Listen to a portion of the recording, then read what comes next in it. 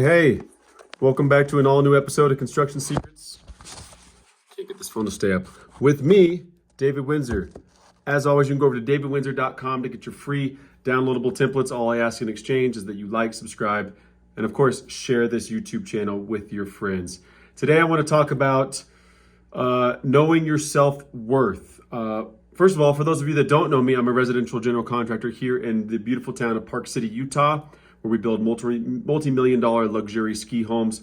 We've been in business for 18 months, and in those 18 months, we've accumulated $15 million worth of work. And I'm just here in this YouTube channel just to kind of share the things that we do within our company, the philosophies I have, things I do in my life, and hopefully it'll help you along the way in your construction journey. And if not, well, thanks for showing up for this video alone.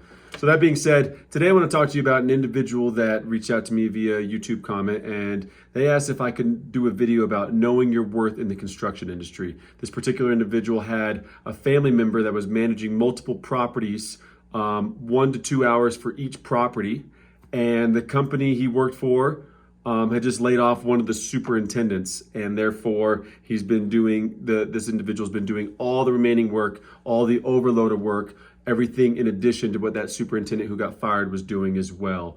So he's being overworked, but he's afraid to ask for compensation and losing his job in this current market. So this individual asked if I could help with my input and my opinions on this. This is not a fact. Nothing here is a fact. It's all my opinion, and my opinion on how this would work for this particular individual and how you can know your value. And so the first thing I would say about that is, how valuable are you really? You really need to assess that. You know, where do you stand in the company? Is the company going to be able to replace you? Are they going to be able to put out a job listing for superintendent or project manager or accountant or whatever your HR, whatever your role is in a company? Are they going to be able to put out a job posting and put up some, ad spend dollars every day on, like a ziprecruiter.com? And are they going to get qualified leads to replace you at that same dollar amount? And if the answer is yes, well, then you may not have the value that you think you have. So then you're going to have to present that value in a different way.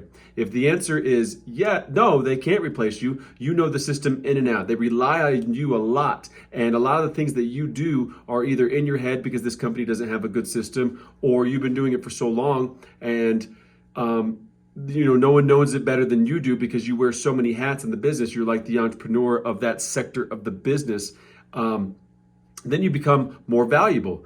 And, and then there's the other thing where you're a linchpin. Some people actually in that company, no one else in the company does their specific task except them, and they are a linchpin. Without them, the company is in big trouble. That's when you have real leverage. So first of all, you have to understand and realize and recognize your value. So where do you stand in that value? And if you're in the lower tier of the value, it's obviously going to be harder for you to go out. But if that's you, the case is I would make sure that you record and document everything that you're doing outside your scope of work, and you go back to your employers and say, hey, my scope of work, my job description was X, Y, and Z, and on a daily basis, I'm doing the other 3 things, other 4 things, whatever it is.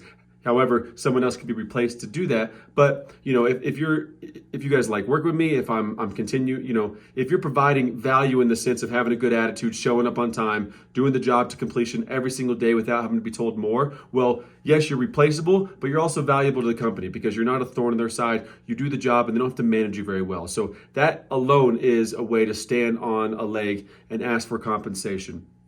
And if you're going to do that, it just goes to your boss and say, hey, I really want to continue to work for this company, but things are getting tight in the house, and I believe that my value is this. Would you not agree with me? Ask them. Don't say, I want this. Say, do you not agree that I'm providing value for this company? Isn't that value worth something to this company? And if it is, they're going to say it and recognize it. And if it's not, well, then you're kind of in a different situation, and this may not be the video for you. So if you do provide value for the company, if you're a linchpin, it's a different story. But if you do provide value to the company and you're doing things within that organization that no one else is doing, no one else can do, because you're you're running the entire operation, you're wearing all those particular hats, well, then you got a leg to stand on. But what I would strongly encourage you to do is actually go find out how valuable you are. And what I mean by that is go ask around with your peers, and don't be afraid to go talk to another job. You can call another job and let them know, hey, are you guys hiring? No. Find a job that's hiring, or find a job that may not be hiring but is maybe particularly looking, and let them know about your skill sets. Lay out everything that you do for that particular company and find out what they would pay you. Find out what they would pay you. And essentially go hunting for another job without getting a job. You're instead of getting another job, you're collecting data. Think of it as you're collecting data. So you start collecting that data. And if you go out and someone says, wow, you are really valuable, I'll pay you X. And like you don't particularly want to leave your company because you like your company. Let's say they offer you $100,000 and you're currently making $85,000. That's a big pay increase.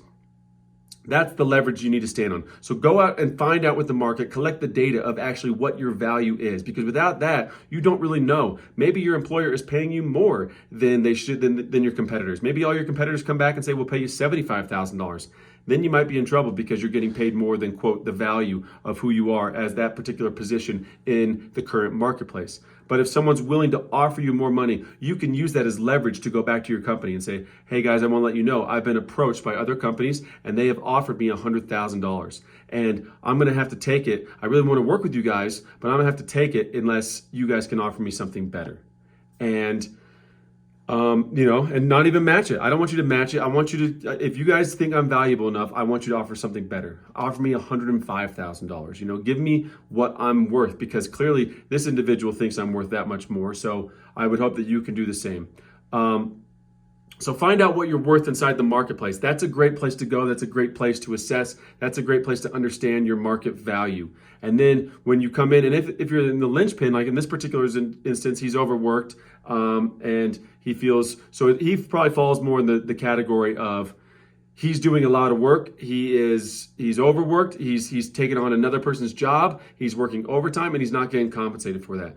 That can be broken down. Break it down as well. How much more you have done since that superintendent left. Make sure you break it into a mathematical equation. It's so much easier to go to your boss and talk numbers versus feelings and emotions. Yes, feelings and emotions are real and raw, and it's what connects you with your boss. But if you can go in there with real facts and say, hey, I was getting paid this amount of dollars per hour when you break down my salary to do all these tasks. You have now taken the superintendent's test and you've added a whole nother list to my thing. So when you do that, I'm doing this much more work. And if you break that down, I'm not making $35 an hour. I'm now making $28 an hour. So I'm making $6 less, $7 less per hour than I was originally signed up for. Do you think that's fair? And let them know, give them the actual math, not the facts, versus I don't think I'm getting paid well enough. I don't think I'm getting my value. I'd like more money. That is part of the conversation. But if you come with real facts and say, hey guys, like this math doesn't add up for me and my family. I'm spending more time away from my family for less amount of money. I need to be compensated for what this individual did. And if that individual made X amount, well, and I'm doing this amount of their work, I want to be paid that portion of their salary. So if you're doing a third of their work, you want to be paid a third of their salary. So there's a lot of ways to break it down and go to your employer and let them know of your value. But I'd say the biggest leg you have to stand on, if you're the linchpin, well then you have all the negotiation power in the world, because those individuals, without you, they're stuck. So you can go to them and say, hey, I'm walking if you don't give me this. And if you're that valuable to the company, like for instance, my business partner, he was a specific structural engineer for concrete restoration. And his company was a big company, but they didn't train anybody. They couldn't find anybody in the state to do what he did. So he was this teeny little individual within the company that provided like 20% of their revenue. And just one person provided 20% of the revenue of a multi-million-dollar engineering firm.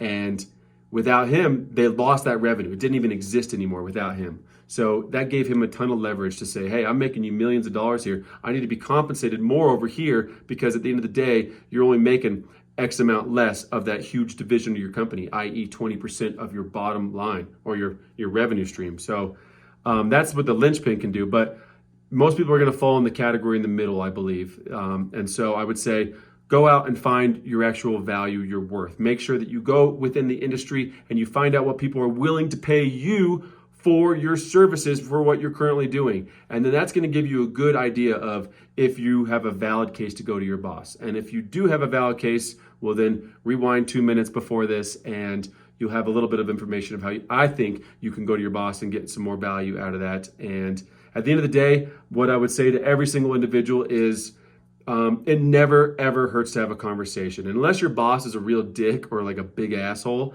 why would you want to work for them anyways? But if they're a good person and they at the end of the day, they should do the right thing and you trust that they will, well, then it's not hard to have that conversation in your heart, knowing it's never as bad as you think. And just know that you can go into this and you're not going to get killed. If your boss is a jerk, well, then yeah, you're going to get fired. So you either stay with that company forever with your jerk boss and you hate your job because you're too afraid you're going to get fired for talking. Why would you want to work at that company? Or two, you talk to them and the odds are they're not going to fire you. The worst case scenarios are going to say, we'll think about it, and they don't give you the raise. And then you can assess if you actually want to work for them again or not. But I probably ranted on quite a bit longer than I should have for this video, but that's all I got today. As always, go over to davidwintzer.com, get your free downloadable templates. And just like, subscribe, and share this with your friends. I really appreciate it. It's comments like this individual's that help me think of ideas to create these videos, because it's not easy to make videos 5 days a week, which is what I'm doing right now, to kind of just put this content out there and share what we're doing. And any comments you guys can give me, some suggestions on topics, will be really helpful, because I'm out here like the rest of us, just trying to grow a business and pursue some dreams. And other than my construction company, helping individuals like you grow and start and scale a construction company is a big passion of mine. And I know there's a lot of talented individuals out there that want to do more with their life, and they want to grow, and they want to be something in the construction industry. And I hope that one of these videos can help you along the way in your journey. So as always, I really appreciate you guys. Thank you so much for your time, and I will see you on the next video. Talk to you soon. Bye.